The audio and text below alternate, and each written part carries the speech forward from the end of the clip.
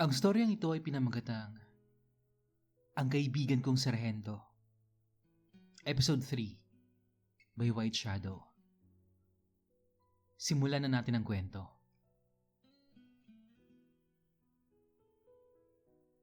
Humalakhak siya na parang baliw, na kahit sa kabilang kwarto ay hindi ito maririnig dahil sa nakakabing kulog at kidlat.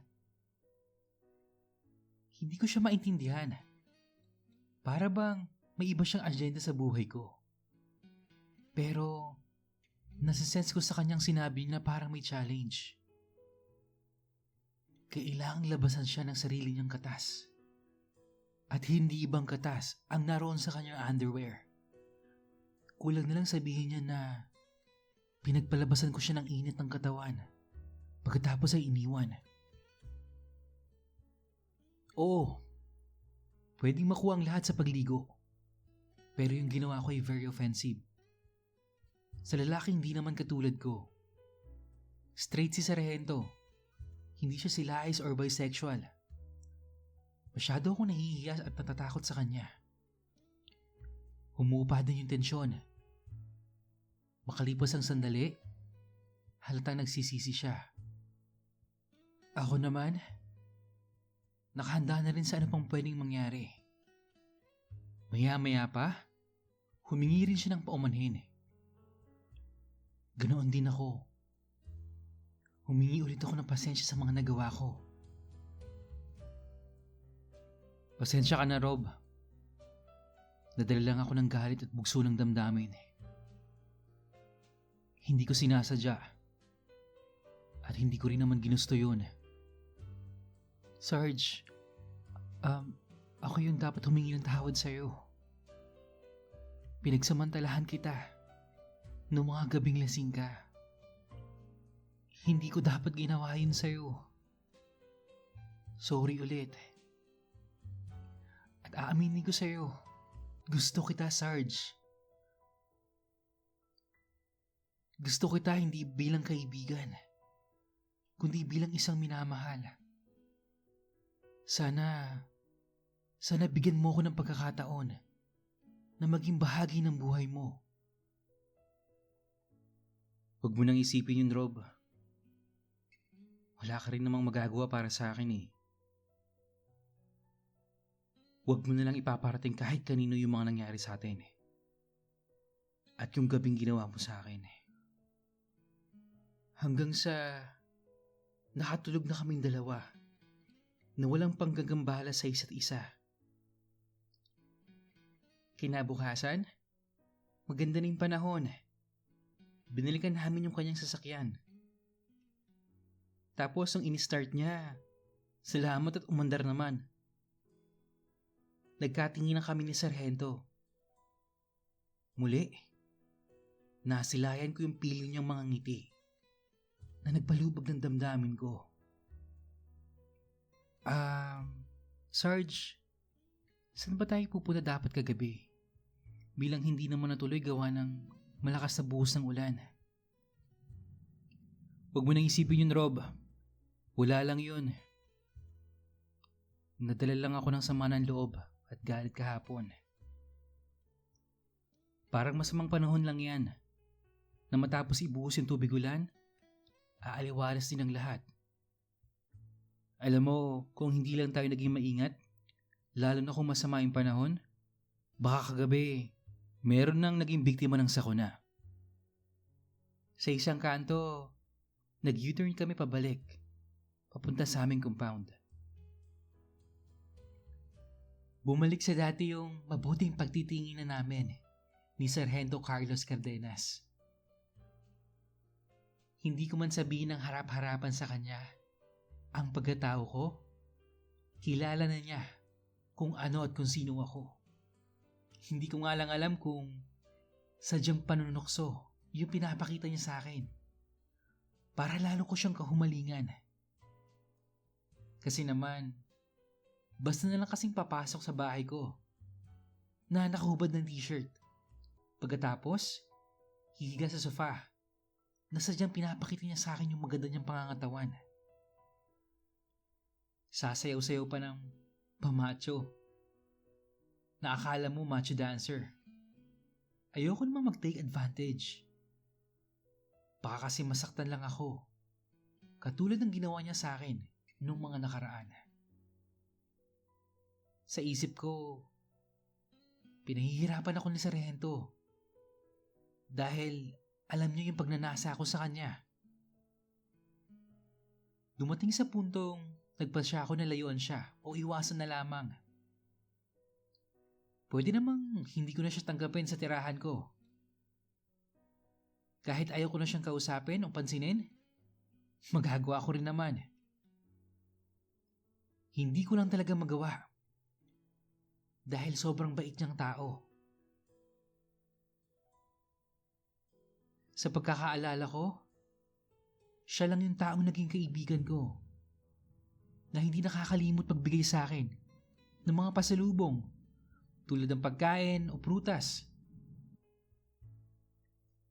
Isang araw, sinubukan ko siyang hindi pansinin.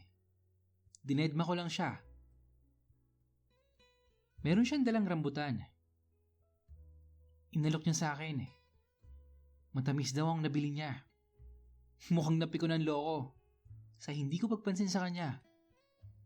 Ang ginawa niya, pabirong nilagyan ng rambutan yung likod ko sa loob ng t-shirt. Siyempre napikon ako. Nag-middle finger sign ako. Humalakak lang siya at kumuha pa ng isa at binato ako sa ulo. Alam ni Sargento na napikon ako. Agad niya akong niyakap at humingi ng sorry. Rob, sorry na. Napikon ka ba? Huwag ka nang magalit. Pumalag ako pero hindi ko kayang lakas ni Kuya Carlos. Huwag ka nang pumalag, Rob. Kunwari ka pa. Gusto mo naman talaga ng yakap ko eh. Dagdag pa niya na may halong pang-aasar. Tapos, bigla akong hinalikan sa batok. Ay, naku. Paano ko ba naman maiiwasan ang taong to? Minsan, humiling siya sa akin ng konting massage sa kanyang likod. Ginawa ko naman. Nagustuhan niya yung ginawa ko. Sinabi ni Kuya Carlos na marunong din daw siya mag-massage. Isang araw, tuturuan daw niya ako noon para ako na lang yung magmamasahe sa kanya. Nakakapanabik yung araw na yun. At sa isip ko, gumagawa siya ng paraan para magkaroon kami ng intimate relationship. Yung higit pa sa magkaibigan. Gayunpaman, nagiging maingat pa rin ako. Baka kasi isang palabas lang yon na maaaring magdulot lang ng sama ng loob sa akin. Sa compound, merong half-court ng basketballan. Ginagamit naming libangan ng mga kasama ko sa trabaho yun. Linggo ng umaga, nakalaro namin si Sargento. Sa hindi inaasahang pangyayari, na-sprained ako. Hindi ko sinasadyang tumama yung paa ni Sargento sa aking mga paa. Dahilan na ma-outbalance ako hanggang sa matumba. Hindi naman kasi ako kasing husay nilang maglaro ng basketball. O kasing lakas si Sargento. Pati ng mga kasamahan kong adik sa basketball. Sumaklolo agad yung mga kasama ko sa pangunguna ni Sargento. Oh, dahan-dahan lang Rob ah. Umakbay ka sa akin. Bakit naman kasi ang lampa-lampa mo? Dahan-dahan akong tinulungang makatayo ni Kuya Carlos at agad naman akong kumapit sa kanyang maskuladong mga bisig. Niyakap niya ako sa bewang hanggang makakbay sa kanyang balikat. Kahit pawisan, ang bango pa rin ni Kuya. Nakikita ko sa kanya yung sobrang pag-aalala. Paika-ika akong inalalayan niya. Tapos dinala sa bahay ko. hanggang sa makaupo sa sofa. At pagkatapos, dahan-dahan niyang minasahe yung paa ko. Napapahawak ako sa kanyang matitigas na balikat dahil sa sakit. Kuya, dahan-dahan lang. Medyo masakit kasi. Huwag kang malikot, Rob. I-relax mo lang yung paa mo. Mamaya, mawawala na yung sakit nito. Tugon sa akin ni Sargento noon. Hanggang sa unti-unti ako na-relieve. Marunong nga talaga siya magmasahe. Kasama rin pala sa kanilang training bilang sundalo yung mga ganitong first aid. Ang sarap ng kanyang mga hagod. Pati sa aking mga binti. Ramdam ko ang init ng kanyang mga palad na muli na namang bumuhay ng aking makamundong pagnanasa. Hanggang sa tinigasan na ako. Hindi ako nakatiis. Kaya naman, kinambyo ko pataas yung alaga ko. Pero, mabilis ko naman siyang nailigpit. Napansin pala ni Sargento yung ginawa ko. Bigla na lang niyang tinampal yung naninigas kong alaga. Nasaktan ako sa ginawa niyang pananampal. Ang bigat ng kanyang kamay.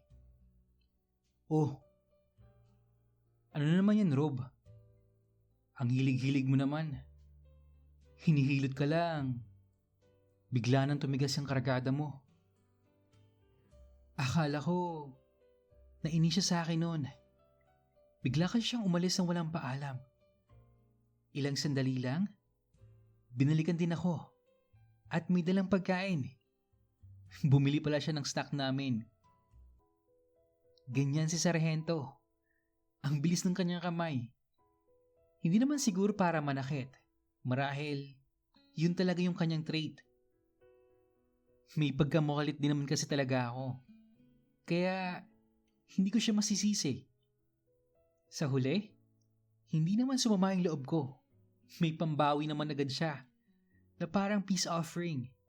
Tulad ng pagkain.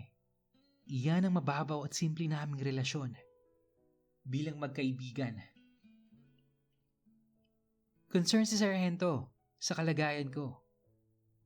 Hindi matapos-tapos ang kanyang pag-alala hanggat hindi ako gumagaling. Tama lang yun dahil siya yung nakapatid sa akin eh. Ilang araw din akong paika-ikang naglalakad. Hanggang sa tuluyan na ako nakapaglakad ng maayos. Holiday noon, lumabas kaming dalawa. Sakay ng kanyang sasakyan. Sa isang pondohan ng isda. O fishport. Sa ginagawang reclamation site. Malapit doon ang kanilang kampo. Maliit na area lang. Binati siya ng kanyang mga tropa sa pamamagitan ng salute. Mga bata pa at matitipuno ang kanyang mga tauhan. Meron din silang improvised gym facility doon. Tumuloy kami sa kanyang maliit na opisina. Sa isang filing cabinet, meron siyang kinuhang mga gamot.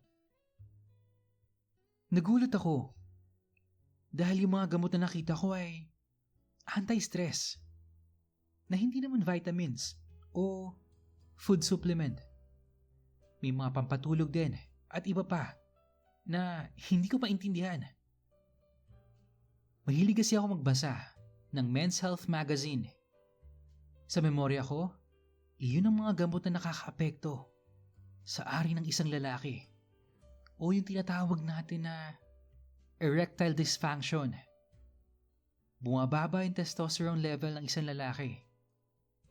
Dahilan upang mabawasan yung sexual activity nito. Kapag nalulung ang gumagamit ito, particularly sa lalaki, magkakaroon siya ng erectile dysfunction. Bago kami umuwi, namili kami ng isda. Tulad ng yellowfin tuna, tahong, tapos alimango. Habang nasa biyahe kami, nabanggit ko kay Sargento yung tungkol sa kanyang gamot. Gusto kong ipabasa sa kanya yung magazine na yon para magkaroon siya ng awareness tungkol doon. Sumang-ayon naman siya. Sa isang seafood restaurant, kumain kami. At patuloy pa rin na pag-uusapan yung erectile dysfunction. Doon ko nalaman na iniinom pala yun ng ilang mga sundalo. Lalo na kapag nasa combat sila. At si Sargento, gumagamit din ng nasabing droga. Pagka-uwi namin sa aming lugar, hinati ni Sargento yung kanyang pinamili sa kanyang tita, tapos yung iba naman para sa akin. Sa akin din naman kasi siya kumakain minsan. Mahilig siya sa pagkain pero napapanatili naman niya yung maskulado niyang katawan. Sa pamamagitan ng tamang pag-exercise. Sa bahay, doon siya tumambay at nagpahinga. At napagod daw siya. Maya-maya, laking gulat ko lang nang bigla niya akong inubaran ng t-shirt.